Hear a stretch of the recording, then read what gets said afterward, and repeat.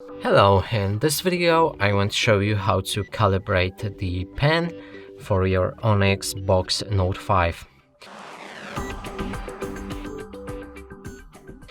And to do this we'll need to enter our settings. You can also do it while you're at the setup, but here I'm going to go through the settings, enter calibration, click on start.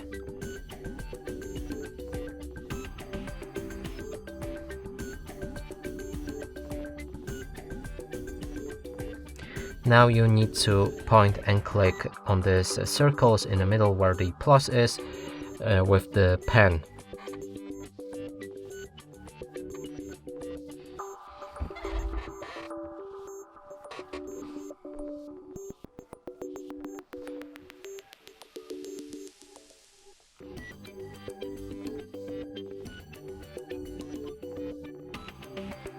Now let's confirm the calibration. And here it basically should work fine now.